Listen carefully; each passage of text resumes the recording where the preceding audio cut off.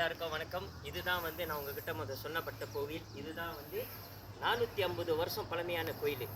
குருவோட கணக்குப்படி வந்து அவர் ஹிஸ்ட்ரியில் வந்து அவர் புக்கில் எழுதப்பட்டது வந்து ஏறக்குறைய வந்து ஒரு 300 வருஷம் நாங்கள் உள்ளுக்கு போடப்பட்டிருக்கு.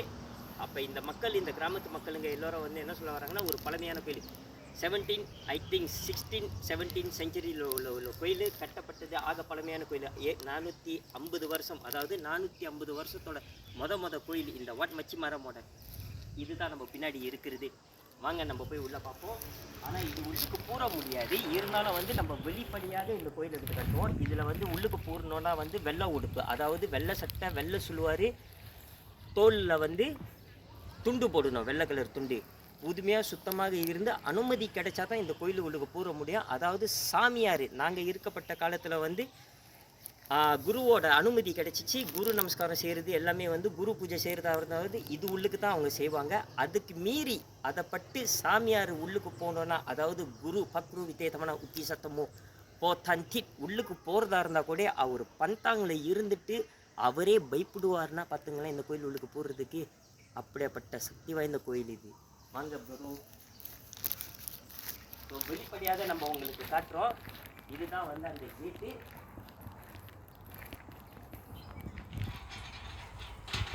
வெளியிலேருந்து எடுத்து காட்டுவோம் உங்களுக்கு கோயில்.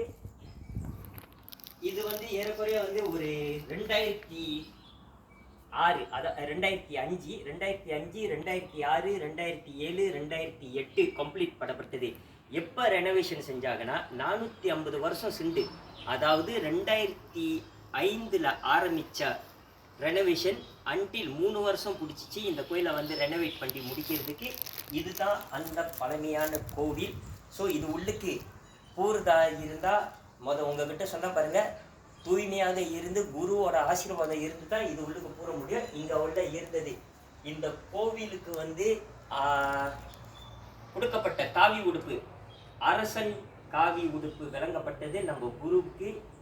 பக்ரு வித்தேதமான உத்தி சத்தமோ தீர்க்கு கொடுக்கப்பட்ட அந்த நாள், அதாவது 16ஆம் தேதி அக்டோபர் 2009 தைலண்டோட கணக்குப்படி வந்து ரெயின்ஷிப் சொங்கம் ஊலான் சப்லாஸ் அப்படி கொடுக்கப்பட்டது. ஸோ இங்கே அதை வந்து போட்ட அந்த இன்ஃபோ இங்கே இருக்குது. கோவில் பழமையானது 300 வருஷம்னு அப்படின்னு வந்து உள்ளுக்கு அது பதிக்கப்பட்டிருக்கு. அது எப்போ உங்ககிட்ட காட்டுறேன்னா, அப்புறம் நான் ஒரு ஃபோட்டோவில் உங்களுக்கு நான் அட்டாக் பண்ணி காட்டுறேன். நான் இங்கே குரு பூஜை நமஸ்காரம் செய்ய போகும்போது. ஸோ இங்கேருந்து வெளியே வியூ தான் உங்ககிட்ட காட்ட முடியும். பழமையான இந்த கோவில், இந்த கோவிலில் வந்து நம்ம இருந்து முன்னுக்கு வந்து இது யாரும் வரக்கூடாது உள்ளுக்கு. பல காலத்தில் உள்ள ஆர்டிஸ்ட் ஆஃப்டர் ரெனோவேஷன் பண்ணி முடிச்சு கூட இதை வந்து உடைக்காமல, இந்த கோவிலை வந்து உடைக்காமல இருக்கப்பட்ட இடத்துல வந்து டச் அப் பண்ணியிருக்காங்க. ஸோ வெளியில் உள்ள பாதாரம் செஞ்சுருக்காரு. அப்புறம் இந்த கோயிலை வந்து திருப்பி புதுசாக சாயம் அடித்து கும்பம் போனிங் செஞ்சுருக்காங்க. ஸோ இந்த கோயிலை சுற்றி இப்படிதான் வரும். அதாவது இந்த கோயிலில் வந்து என்ன சொல்லப்பட்டிருக்குன்னா, இந்த கோவிலில் வந்து அசாங் பிசுலோ பூசாக் பூபாக் அந்த 9 இது வந்து நவகிரகங்கள் இருக்காங்களா, அந்த மாதிரி இந்த கோயிலை சுற்றி 9 கல்லுகள் லுக் நம்பி வைக்கப்பட்டது. அசாங் பிசுலோ பூசாக் பூபாக் சமான் கைஸ். ஸோ இதுதான் வந்து பார்த்துங்க இந்த கோவில் ஆர்ட்ஸ் மேலே ராமாயண கதை ஹிஸ்ட்ரி. ஓகே, நம்ம புத்திஸ்ட் சியாம்காரவங்களோட ராமாயணம் கதை இங்கே வந்து விளங்கப்பட்டிருக்கு. மேலே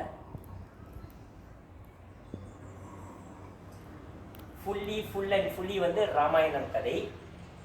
நீங்கள் கன்ஃபியூஸ் ஆகாதீங்க. ஏன்னா வந்து புத்திஸ்ட் மதத்தில் வந்து அவங்க என்ன தேர்ந்து எடுத்திருக்காங்கன்னா, ராமாயண கதை மக்கள் வாழுவது எப்படி அப்படின்னு, எப்படி வாழணும் அந்த கதையை வந்து 14 வருஷம் வனவாசம் போன நம்ம ஸ்ரீ ராமச்சந்திர பிரபுவோட கதை இங்கே இருக்கு. இந்த கோயிலில் வந்து அப்படி விளக்கப்பட்டிருக்கு. இந்த பழமையான கோயிலை வந்து நீங்கள் பார்த்துருங்க.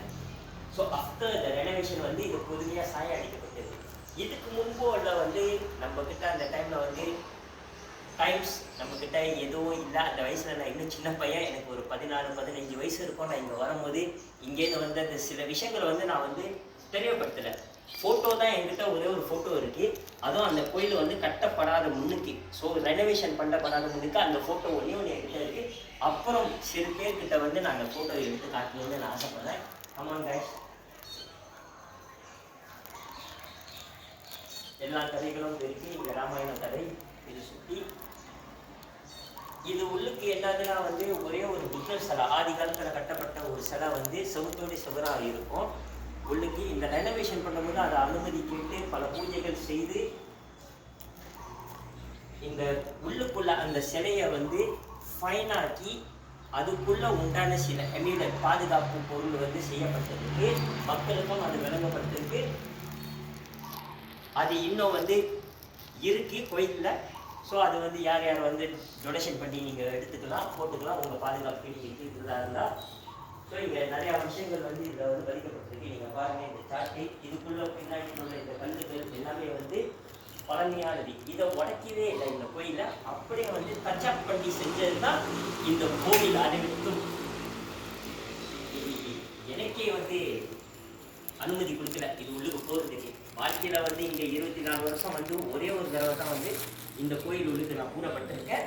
அதுக்குள்ள உண்டான ஃபோட்டோ என் நண்பரோட சேர்த்து ஒருத்தவங்களுக்கு அவங்களுக்கு ஒரு ஆப்பர்ச்சுனிட்டி கிடைச்சிச்சு என் கூட வந்து ஒன்றா வந்து குரு பூஜை செய்கிறதுக்கு.